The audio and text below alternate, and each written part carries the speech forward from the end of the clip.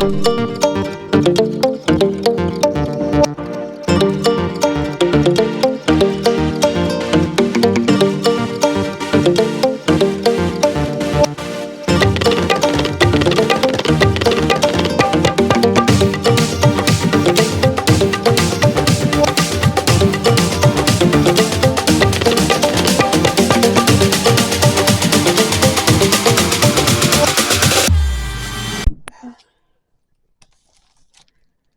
guys, welcome to Punky's Pro Wrestling. This is the review of Dark Side of the Ring, Season 6, Episode 3? Or 4. Hot Stuff Eddie Gilbert. They talked a lot to Eddie's younger brother, Doug Gilbert. Their father, Tommy Gilbert, was a wrestler. I guess he was a babyface in the Tennessee territory. And Eddie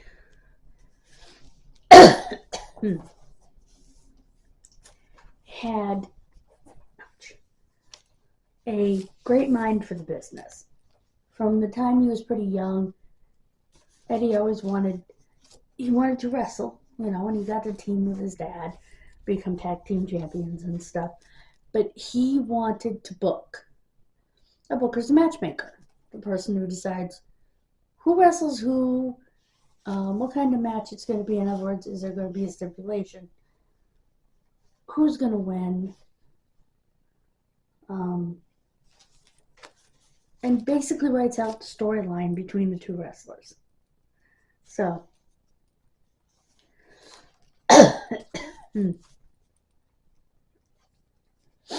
Eddie worked his way into the business. He was a photographer at ringside. He became close friends with Jim Cornette, with Paul Heyman, because they all started out together taking pictures.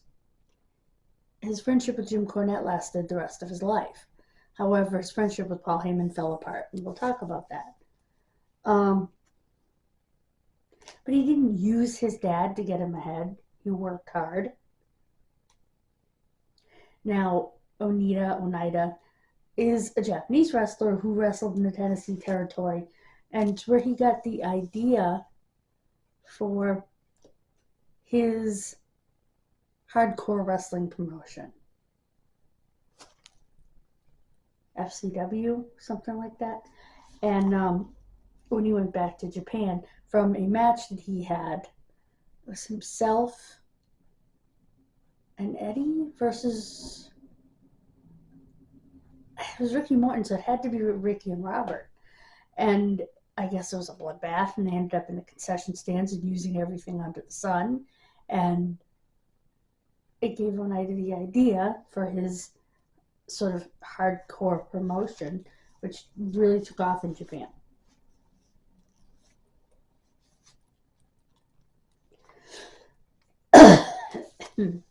When Eddie was 22 years old, he got into a near-fatal car crash. Now, this car crash caused injuries that would affect him the rest of his life. Not only did he break his neck, which caused him an addiction to pain medication,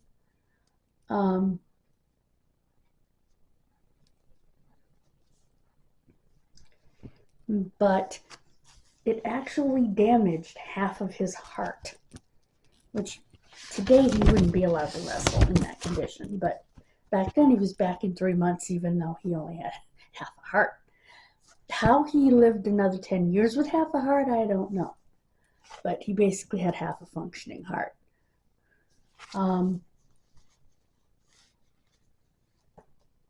Because the steering wheel hit him in the chest, although Dutch Mantel said solar plexus. To me, solar plexus is just below your breastbone. To me, he would have had to have been hit up here, up higher than the solar plexus. But that's just me.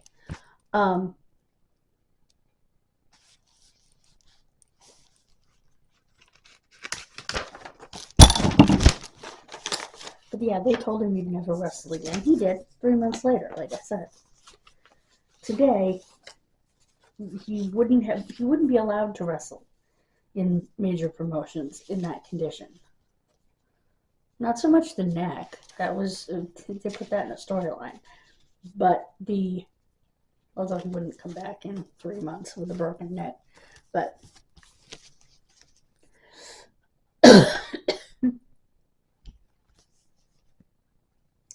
he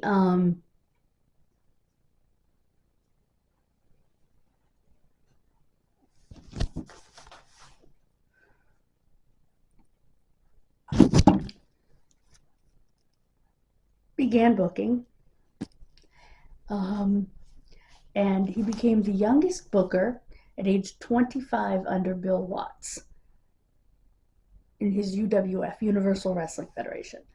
Bill soon sold out to Crockett Promotions, who sold out to WCW. Sold out to Ted Turner, and it became WCW. There was no inventiveness with the name there. It was just, what is the name of your flagship show? World Championship Wrestling. Okay, that's what you're going to become.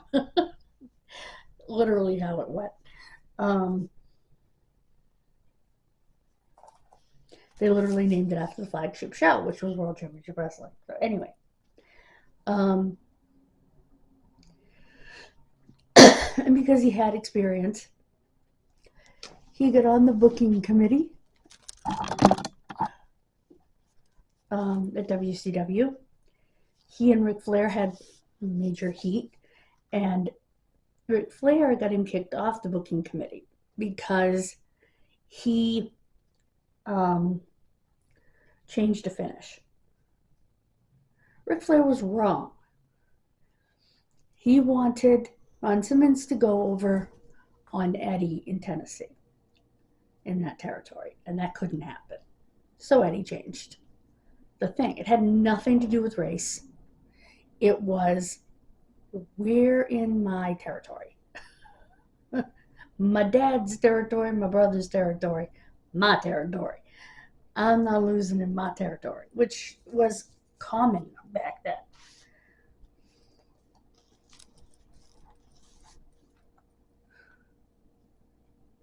And Ric Flair knew it because he was under the same rules when he went to smaller territories outside of Crockett with the NWA Championship, or even as Crockett's top guy. He didn't lose. He wasn't allowed to lose.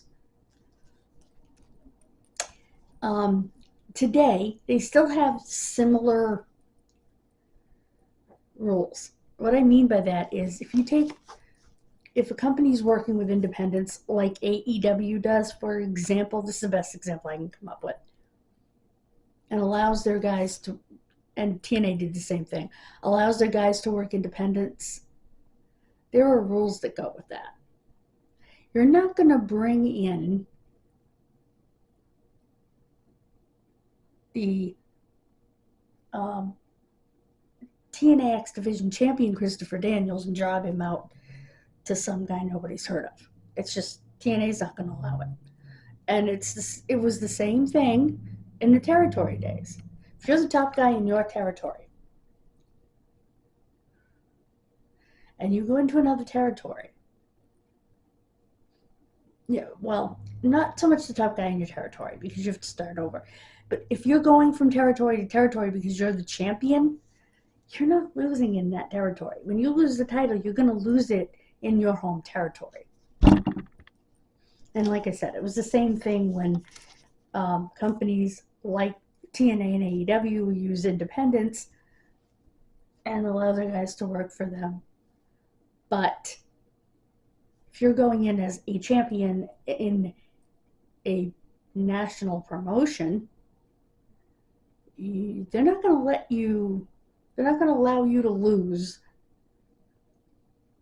to some jabroni in an independent who's been wrestling for 6 months. It just doesn't make sense for your brand or theirs, or the company that you're coming from. So Now, in the case of Christopher Daniels, because he wasn't a champion in AEW and wasn't doing much in AEW, he could decide whether he was going to win or lose. You know, if they brought him in and they need someone to make their top guy look legitimate and give their top guy a really good match and in the end do the job, he's going to do it.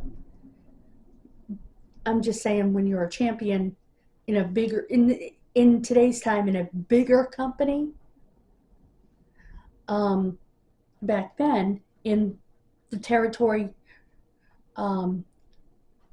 your main territory, if you're the world champion, you're not going to lose in other territories. Or in the case of Eddie, he was a top star in that territory. They weren't going to bring someone in from another territory and allow him to be beaten by that person, which is basically what they did. So, anyway, to make a long story short, Ric Flair got him booted from the committee because he did that. And he asked Jim Cornette to take his place. Jim Cornette felt terrible. But there were never any hard feelings between Jim and Eddie.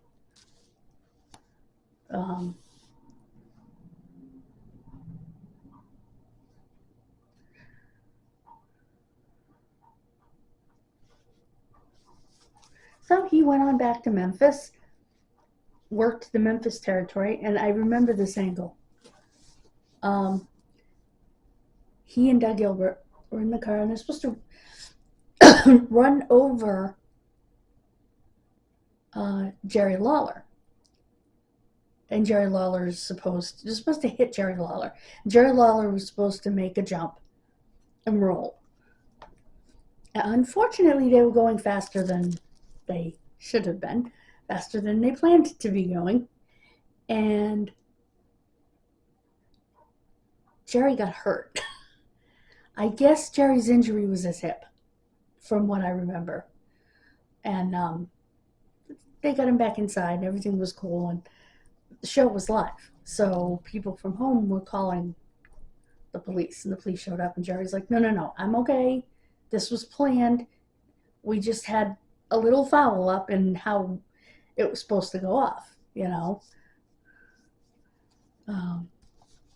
So he had to explain to the police, this is an angle. However, yeah, I got an ouchie because we fouled up. So, but I guess he did have a hip injury from it, from what I recall from some of his shoot interviews.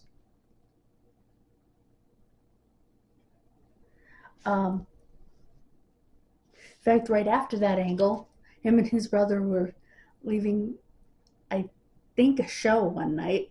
And his brother's trying to unlock the car door, and this guy's coming at him with a giant chef's knife. And one of the local cops happened to be not far away, grabbed the guy, grabbed the knife, just as they made it into their vehicle. And he was married to Missy Hyatt. Altogether, the relationship and the marriage lasted a year and a half. He was with Medusa longer. They loved each other until the day he died. He made the decision to divorce her, Medusa, Deborah, because he knew he had an addiction, and he really wanted to get better. I feel bad for him. I have to be honest with you. He wasn't a guy who was doing, drugs to get high. This was a man who had a broken neck. This was a man who had half a heart. And gosh knows how many other injuries. He was in pain.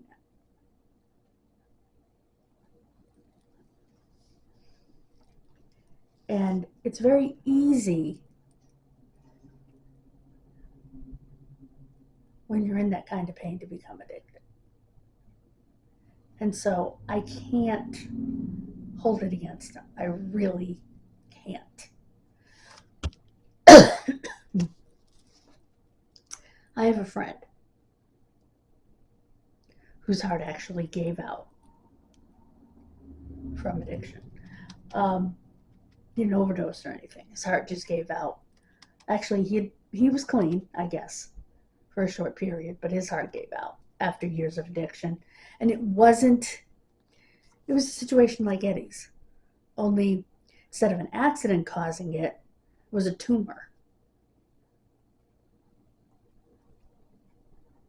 on the spinal cord, which had to be removed twice. And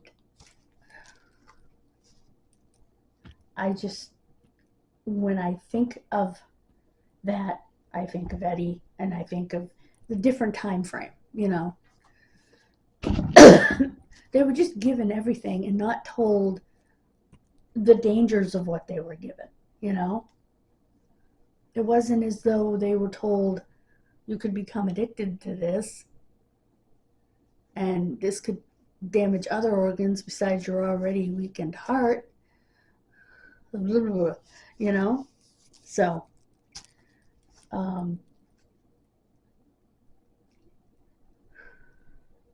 but yeah, when I was watching that, thinking of Eddie, my friend, came to mind, and how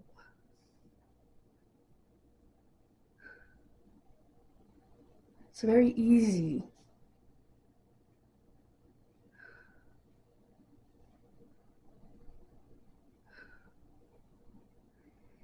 especially, and I don't know if that's the case in Eddie's case, but in my friend's case, the family had a history. So that makes it even more likely. And when doctors are giving out those meds, this was before they stopped giving them out altogether, which is utterly ridiculous. They went too far the other way, basically. They had been giving them out like candy, and they decided, well, now we have an opiate problem. Oh, duh, really?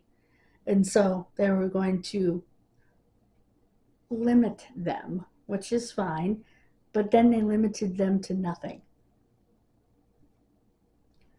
The only place that you can get opiates now is the oral surgeon.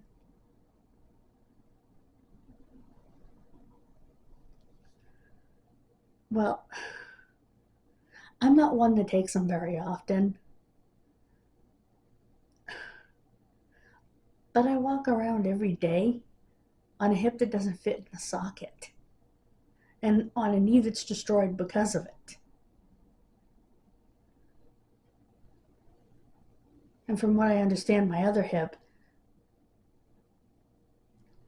was not good congenitally either, which I did not know. Actually, it had been mentioned at one time, so I can certainly understand how someone could become addicted, and it also runs in my family.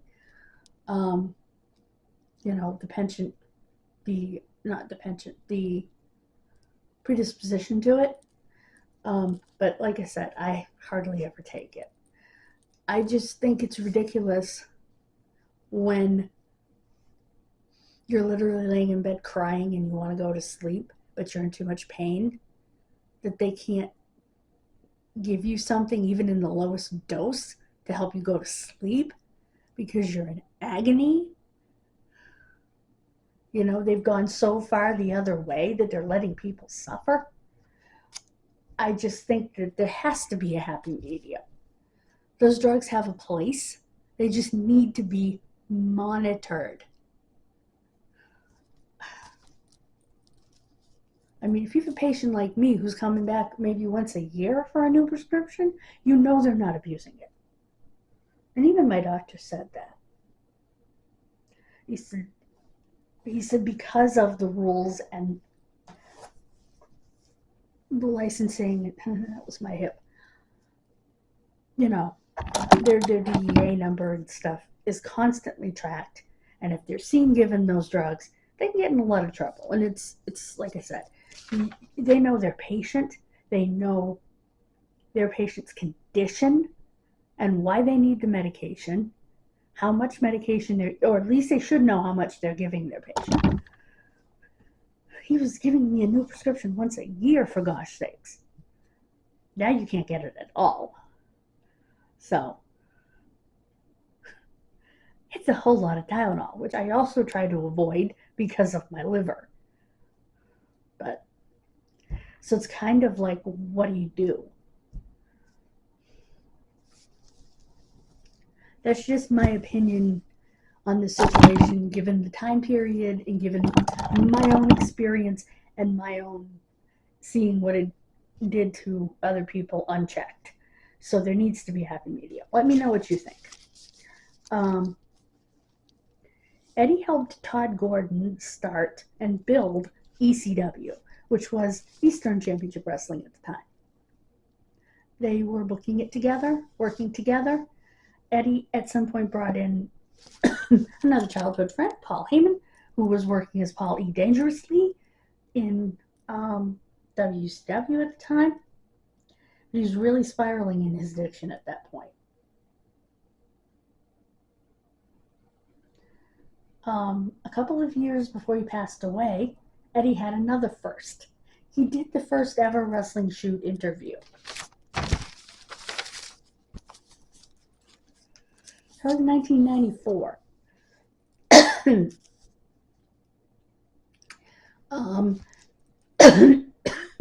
He went on to join Smoky Mountain Wrestling to help Jim Cornette book the shows and stuff, and he also wrestled.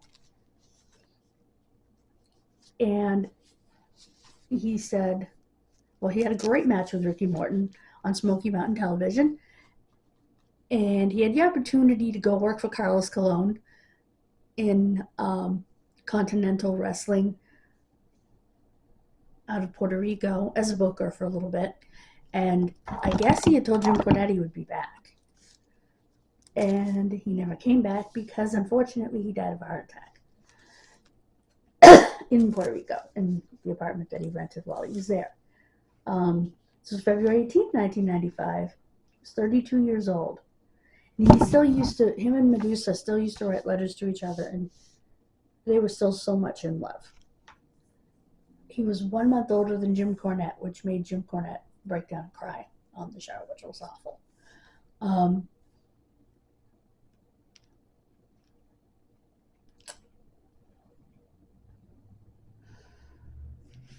Him and Medusa would write each other letters, and he loved her, but he didn't believe it was fair to her to go through what he was going through.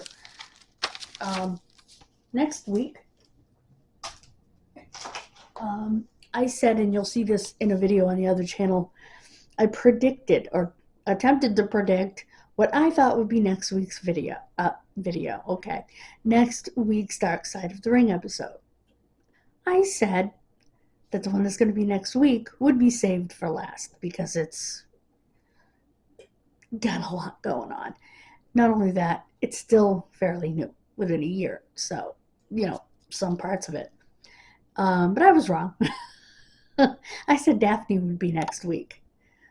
It's actually going to be Billy Jack Haynes, which I thought they would save for last to make sure they had all the information, but apparently not.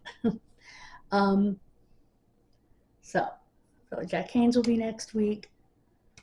I watch these, and my heart hurts in a way because a lot of these Roddy Piper would have been a part of. They may even do one of him if his family allows it. I mean, they could definitely, because there was a movie being made called Villain about Roddy Piper's life, a biopic, they could definitely use clips from that, which Roddy was working on, to do an episode about him. So, God bless you. Have a wonderful rest of your day. I will see you next Wednesday. Thank you so much for joining me. God bless you. I will see you next time. Like I said, next Wednesday. Please subscribe. We're trying to make it to 50 by the 4th of July.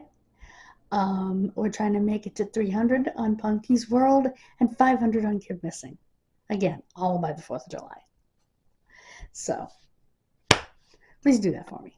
God bless you, and I'll see you. Bye, guys.